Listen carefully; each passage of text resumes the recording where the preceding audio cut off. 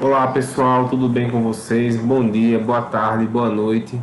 Espero que vocês estejam bem, certo? Vamos dar início aqui à nossa aula remota. Vamos falar sobre mundo global, né? O fenômeno da globalização, que é tão falada, mas a gente às vezes não para refletir o real significado disso, tá? Então eu vou passar aqui os slides e a gente vai discutindo, debatendo, colocando as questões aqui que são pertinentes para a gente aprender. Eu me chamo Paulo Ricardo, para quem não me conhece, e eu sou professor de Geografia. O que é globalização, pessoal? Vejam, esse meu celular aqui é da Samsung. A Samsung é uma marca que tem sua sede na Coreia do Sul. É tecnologia sul-coreana, um país que fica lá do outro lado do mundo, próximo ali da China, do Japão, né? Muito longe do Brasil.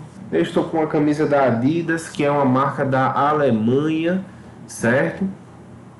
E nós temos aqui um computador com a marca da Intel, que é dos Estados Unidos. Então vejam, nosso dia a dia está cercado de coisas que são a prova viva de que nós vivemos em um mundo globalizado, tá? Porque nós, nos últimos anos, temos um avanço muito grande do comércio internacional, que é facilitado por meios de transportes rápidos e eficientes, certo? Há uma viagem, por exemplo, que eu faço daqui para os Estados Unidos hoje em dia, é de coisa de 8 horas, 9 horas de viagem, certo? No passado eu precisaria de meses e meses e meses de navio para chegar lá, certo? Então as relações de transporte, de logística, que são muito também aperfeiçoadas pelas empresas, sejam elas empresas de logística propriamente ditas, mas também empresas aéreas, companhias de aviação que facilitam as rotas de voos, né, entre os lugares. E aí as cidades, os países vão se estruturando também para gerir os transportes terrestres, né? Então, os transportes são muito rápidos, o que facilita nosso intercâmbio com outras pessoas e também o comércio de produtos de países distantes da gente. Então, hoje em dia você tem muita gente que, por exemplo, tem uma lojinha e compra produtos da China e revende na lojinha a um preço mais, claro, mais alto do que ela comprou, né? Então isso é muito comum em camelôs, lojas de camelôs, que as pessoas peçam produtos pela internet da China. E aí vai criando uma relação comercial que facilita para muita gente, né? Quando a gente vai pesquisar um produto, ele tem lá, por quê? Porque veio de um país que facilitou, que a gente tem laços comerciais e a gente conseguiu, através dos transportes rápidos, tê-los na nossa casa, certo? Então a globalização, em suma, é toda essa ligação nossa com o restante do mundo, seja em termos comerciais, seja em termos culturais. Por exemplo, uma música que você escuta, vamos supor, da Avril Lavigne, do perdão, do Red Hot Chili Peppers, do Oasis, são músicas que vêm de outros países por meio da internet e a gente baixa e escuta no Spotify, se você tem Spotify no seu celular, né? Você vê filmes da Netflix, se você tem Netflix, filmes que são produzidos em outros países e que a tecnologia facilita com que você possa assisti-lo, certo? Perdão, pessoal, a garganta já está dando problema. Então, tudo isso que nos faz interagir, né? Também aqui eu incluo a internet, que é um elemento que está nas nossas vidas e que facilita, por exemplo, essa aula a existir, né? Não existiria aula remota sem internet, sem esse contato com vocês, tá? Então, os meios de comunicação que nós estamos usando aqui para assistir a essa aula e, no meu caso, para fazer essa aula, são produtos da globalização. Então, a globalização é extremamente importante para o desenvolvimento e para a aproximação da humanidade, né? De diferentes países, diferentes culturas, em uma só rede, tá? Como tudo começou, né, gente? Vamos fazer aqui uma rápida passagem pela história. Nós tínhamos economias no mundo que eram autônomas, que giravam em torno de si próprias lá no século XV e XVI. Aqui vamos citar a Europa, a Ásia, o Oriente, certo? Então nós tivemos ali, naquele período do século XV até o século XVI, economias meio que isoladas umas das outras, certo? Que não se conectavam, não tinham uma relação muito mais próxima. Isso começa a mudar a partir de um processo que é conhecido como globalização, que tem 4 fases, e aqui eu vou passar uma por uma para vocês.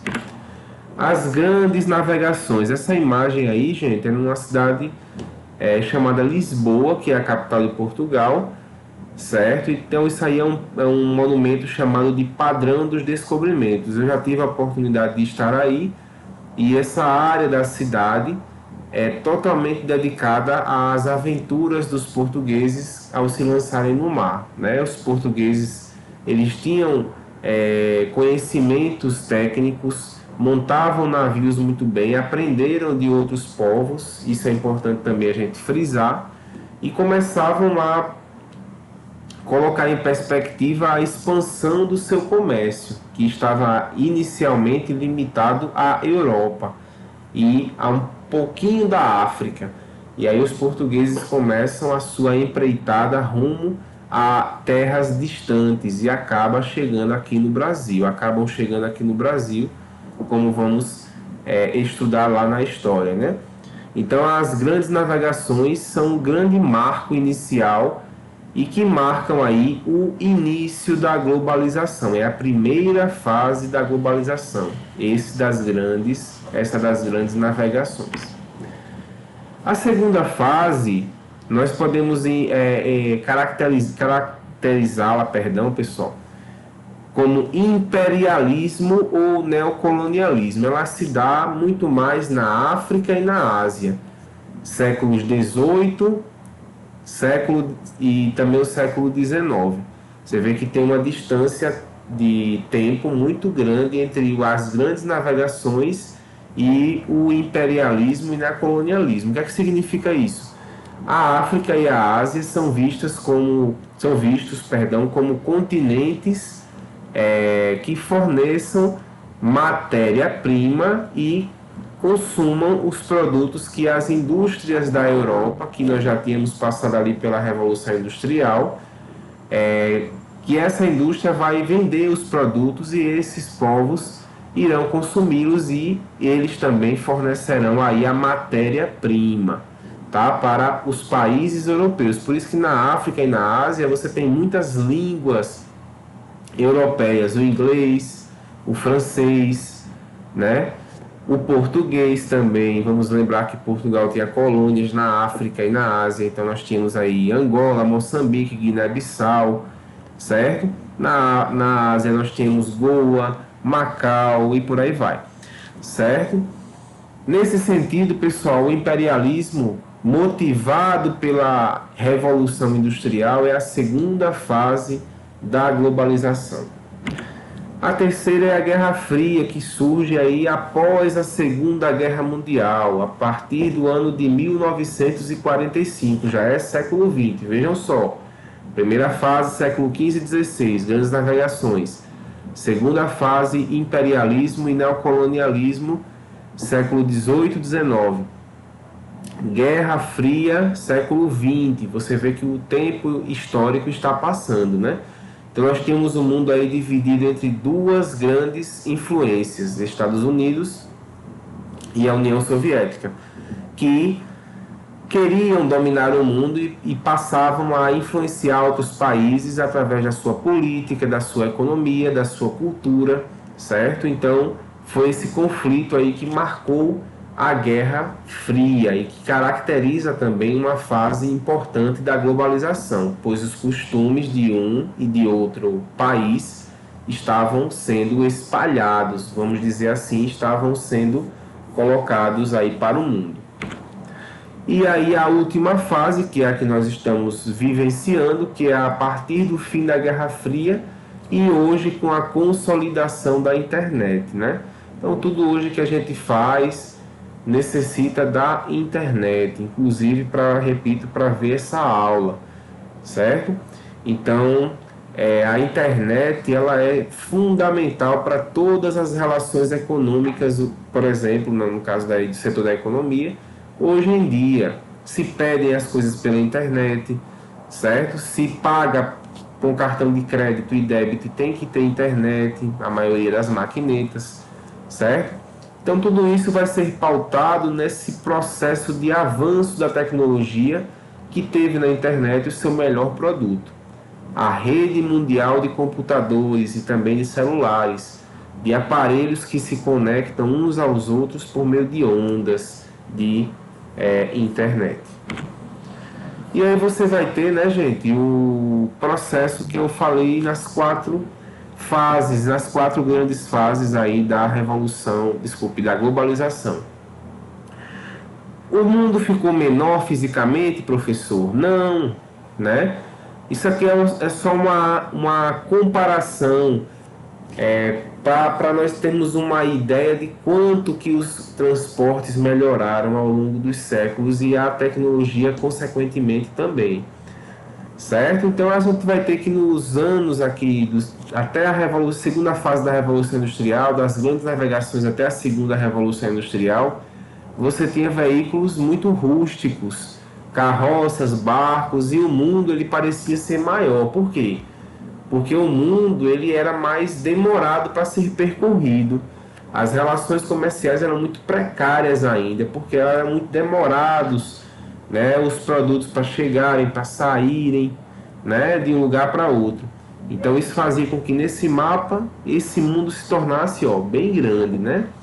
Aí com a locomotiva, com os avanços das máquinas a vapor, na Revolução Industrial, no caso, nós temos um mundo cada vez ficando mais reduzido, né? Porque as distâncias vão se tornando mais fáceis de serem vencidas, tá certo? E aí vem a fase da Guerra Fria, anos 50, anos 60, que são os aviões, né? Os aviões que nos permitem nos transportarmos para outros lugares em questão de horas. Então você veja que a partir desse processo atual, as relações comerciais ficam muito mais rápidas e a nossa interação, nosso intercâmbio com outros povos, outras formas de pensar, de enxergar o mundo também, né? Então se você quer, por exemplo, um livro, que é uma coisa muito importante, né, que foi publicado na Rússia, você pode ir na livraria e comprar, porque você vai ter editoras que se propõem a traduzir e a publicar aqui essa obra, já que nós temos um avanço tecnológico também muito grande na questão da fabricação, as indústrias que são cada vez mais eficientes. Tudo bem?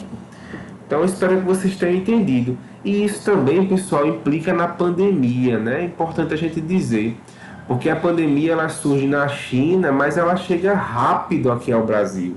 Ela chega em coisa de 2 meses aqui.